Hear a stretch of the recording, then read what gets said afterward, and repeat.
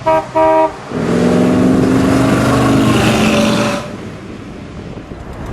Randy, let's give this a little roll.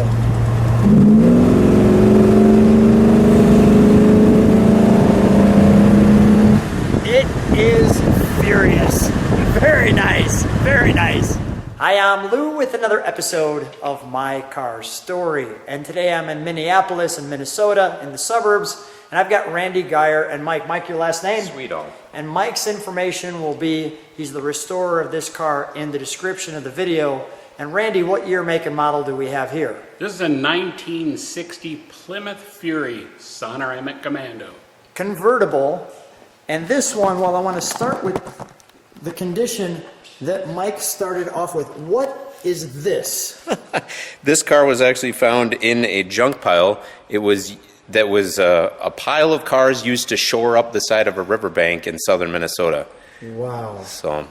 And now, Randy, kind of give me a little bit, what's this picture? Well, that's after, this fellow in the picture, first off, with the red shirt, that's Mike's father, Larry. Okay. And he's buying it from, this is the bulldozer driver. Oh my gosh. So he says, don't bulldoze that car, I want to buy it. So he bought it and brought it home, put it in his backyard, and started collecting parts and pieces. That's this car. Restore it someday, right? Yeah.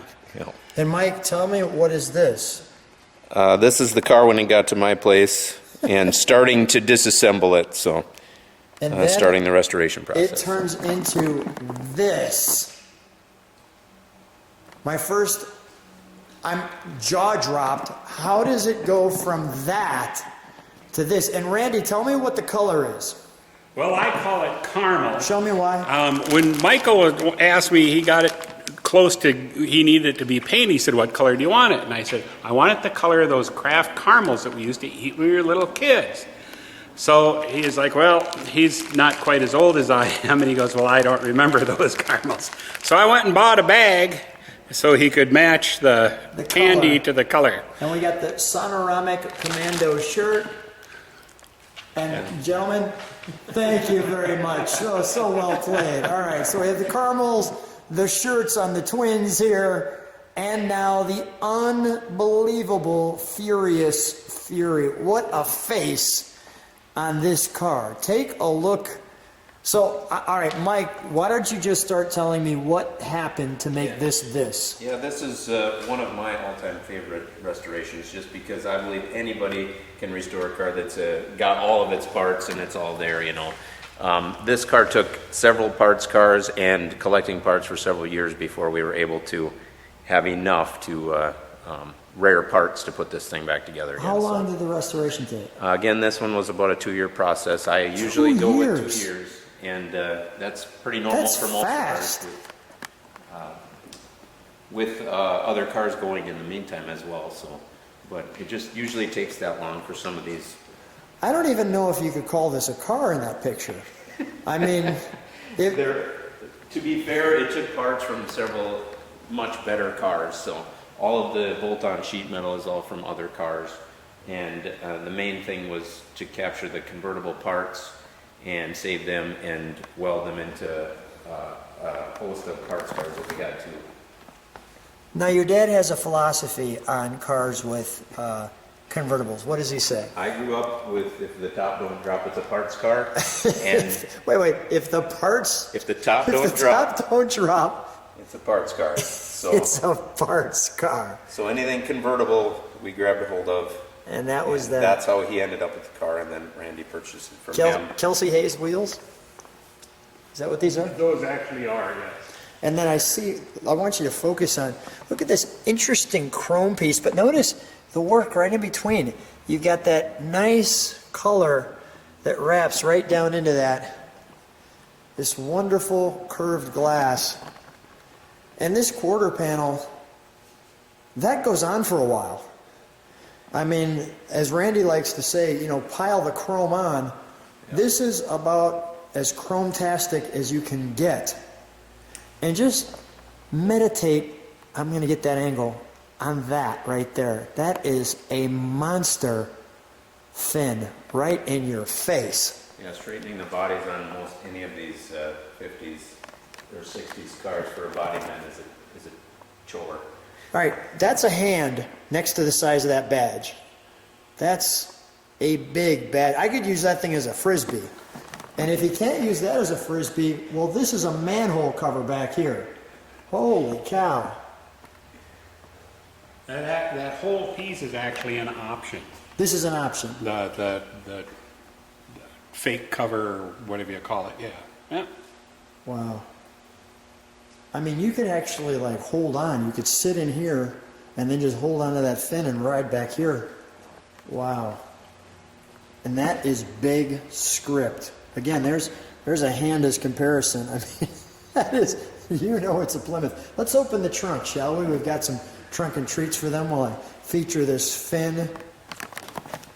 And just let you take that in. That is just grand.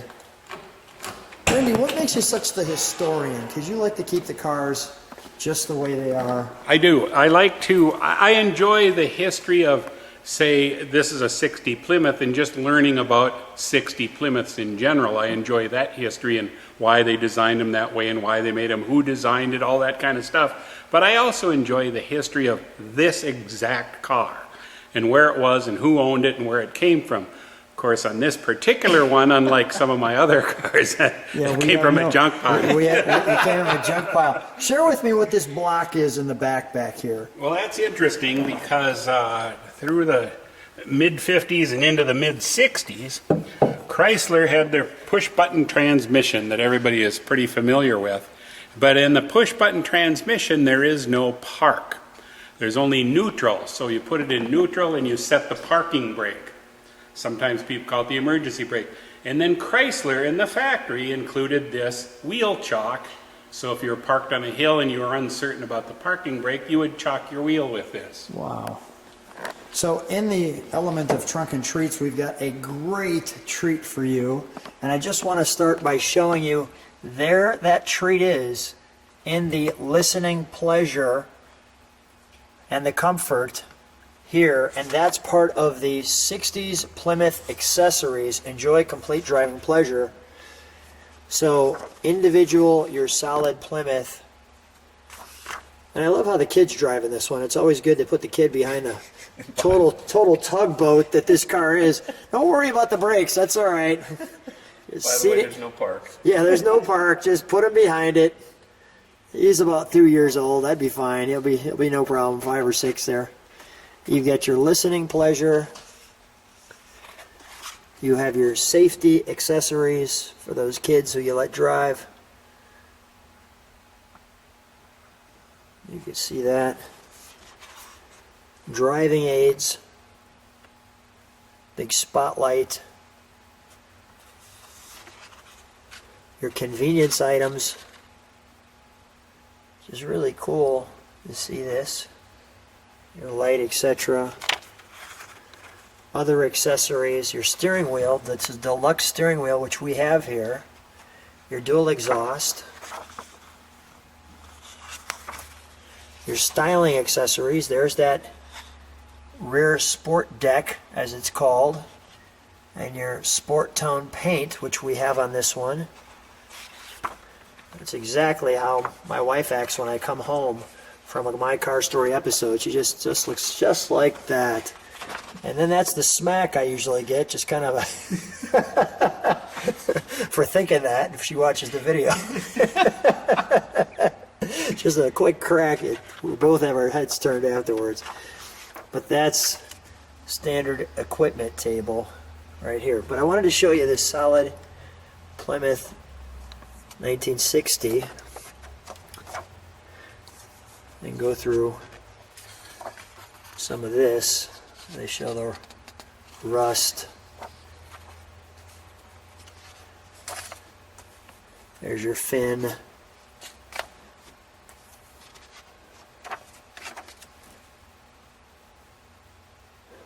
The happy days of the Plymouth. I don't know why there's a picture of those guys, but there they are. Notice here, look at, by the way, if I pull this up, you can see how this does this. So you're here at this, and then it kind of flips over to show the different models. Like so, which is really an interesting component there. Your 4-door.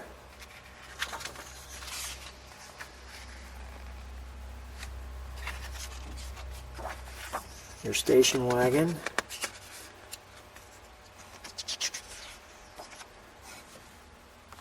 The Savoy line. The Suburban line. And there's that record player we talked to you about. There's that steering wheel, which you're going to see in just a second.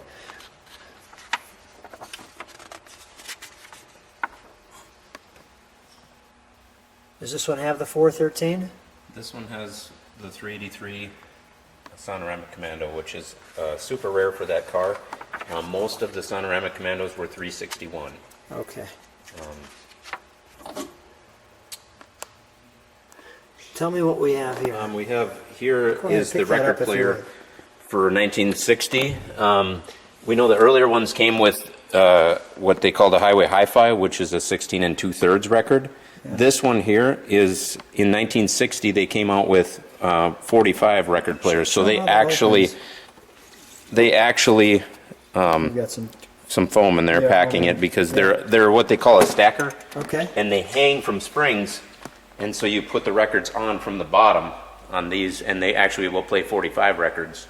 So not the Chrysler 16 and 2/3 like the normal the earlier cars had. So Amazing, right? Absolutely amazing. Make sure you follow those jack instructions because you wouldn't want this car to fall on you. Randy, can I open it? Yeah, you sure can. Thank you. So as you open this up, there's a lot going on there. And notice the padding, that sticks. yeah, that was out. actually a factory option. You could have flats on here or what they called the puffy door panels. So The puffy door panels are cool. they are really cool. I don't think and I've ever the swivel seen seat that. is also an option in this car. And the square aero wheel, one of the coolest steering wheels ever made, in my opinion. Wow. Called the Aero Wheel, but spelled A-E-R-O. Look at the sparklies in that. Oh, Look out. Look out! Now that is how we used to do it. Boy, that's just great. You got your back seat. I will swivel into position here.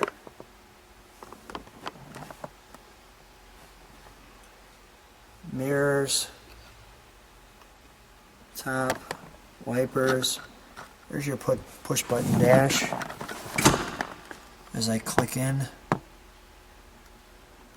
Notice you have your amp light there. The word Plymouth spelled out. Mike, did you have something you were going to say?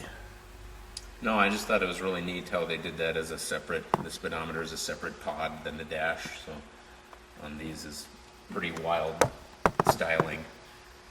Going back to literally a stack of rust Yeah. to what we see here, you're nothing short of a magician. I Thank mean, you. this isn't normal. What makes you like this? I really love a challenge, so as Well, a restorer, you sure that's had it. the rough cars are the most fun, and my dad and I have done several of them, and that's what's earned me the nickname Mr. Rust or Rusty.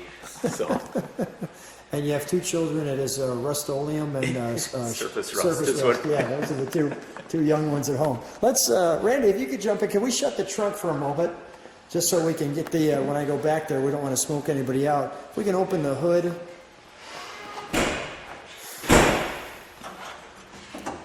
We'll fire this one up.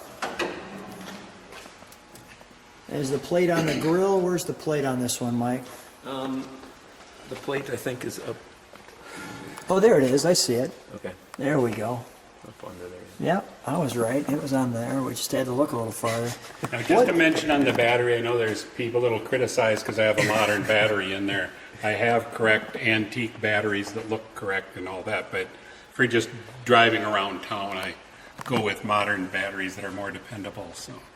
We like the whole getting there and getting back. Yeah, right. Basically, as a general rule, that's And the antique yeah. batteries are. If I'm, yeah, Lou's coming out from Illinois, so we might as well at least give him a ride and get him back as a general rule. Yeah. Jiffy Jet. Jiffy Jet.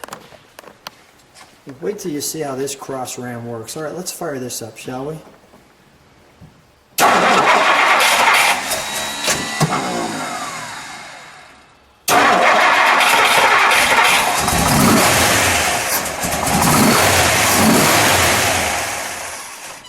Oh, that is furious. All right. That sounds angry. Do that one more time. You get some body rock in there. Give it one more rev, Juan. Now I know why they made the movie. All the correct poses.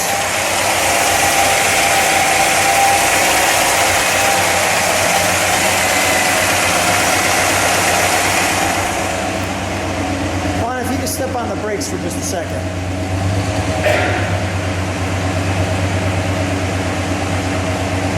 Juan, for grins, keep the brakes on. Just throw it in reverse for a second.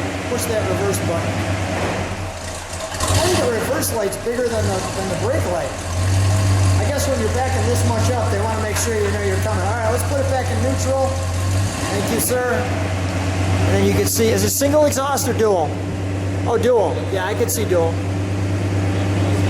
This is just like the other ones where it's just as pretty underneath as it is on top. So it's all been off the frame and not over. Give it a good rev, Juan.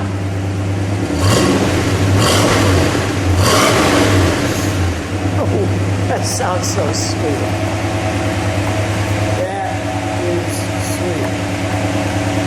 Well, Randy, let's take this one for a ride. I think we should. It's a really nice day out. Randy and I are in the 60 Fury, and I wanted to show you something right off the bat. Show them how that speedometer works. As we go over the miles an hour, you can see that the red comes up, and it comes up, and it comes up, and it keeps coming up based on the speed. Sometimes it comes up really fast. You know, the fun part about that is it almost makes it like a game. You know, you want to see how many bars you can get up. Like, yeah, I only had 6 bars today. You know, I wasn't playing my best game. I couldn't. 6 bars after 6 bars. Then that becomes new bars. They're called jail bars. Yeah, we got people waving to us, so we want to wave back. And how does it feel driving the Fury? Well, it drives nice, you know. It drives really like a new car. Feels like it, sounds like it, handles like it. It's very, very nice. And I like the drive that we've got here today too, because it's just really looking good. Perfect day here in Minnesota. Such a treat. So, okay, how many Furies do you see when you're at car shows? Do you see any? I have actually. There's at least 2 in the area here. Really? Yeah. That's amazing. And Mike's work from taking something that was riverbank material to this is just unbelievable. What did you feel like when you saw this car after you knew what it would look like? I couldn't believe it. I think it's a miracle. He can make stuff out of dust and sand and rust. It's unbelievable what he does. And he brings it all back to metal.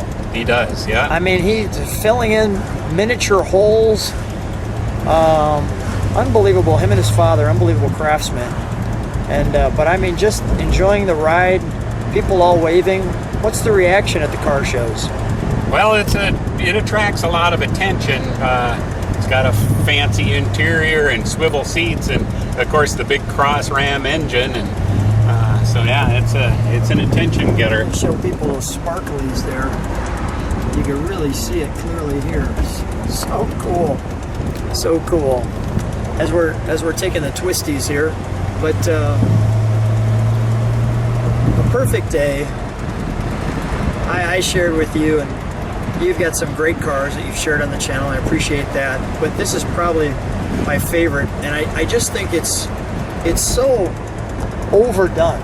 You know, I mean, it's the fins are monstrous. The The looks are furious. The color is spectacular. But great call on the colors too, by the way. Well, thank you. And he didn't want that color at first. No. Yeah, at first nobody liked it, and I was like, just hang in there. You'll see what I got in mind when we're done. So. And you were right. Let's give him a little bit of acceleration up the hill here.